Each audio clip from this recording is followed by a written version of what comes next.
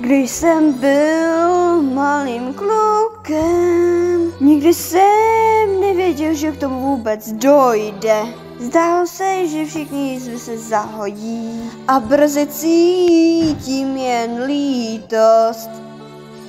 A teď jsem dospělým mužem, zase jsem to všechno ztratil. Ale co mi bude nejvíc chybět, tak dávejte velký pozor, když se na to podíváte. Jo, podívej se na tohle. Tak se podívejte na tohle. O, klobouček.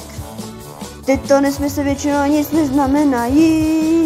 Tak pozorně poslouchejte, možná to všechno vysvětlím. Tajemství bitcoinů, počítače a mikročipů, klíč k budoucnosti. Když se podíváš jen na tohle, nejste bohatství, zlato za otroctví, tak se podívej na mě, snad můj příběh tě osloví. Podívej se na tohle, držím klíč k tajemství. Podívejte se na tohle, nedívejte se na nic jiného kromě mě. Podívejte se na tohle, bla bla bla bla bla bla.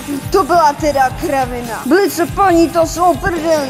Já už to nezvládám. Potřebuji ještě 60 sekund. Do prdele. Dobře, to, co se snažím říct, řeknu, když se podíváte tímto směrem.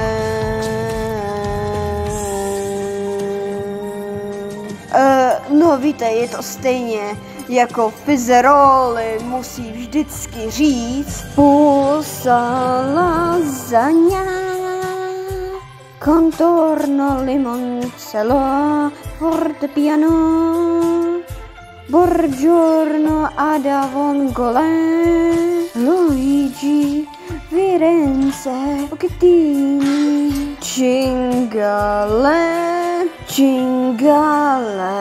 Tak se podívejte na tohle. Prosím, podívejte se na tohle. Začínám se ztrácet sám sobě a nevím, kde to vlastně jsem. Tak se podívej na tohle. Podívejte se na můj obličej. Jediné, co vlastně chci, je jít odsud pryč.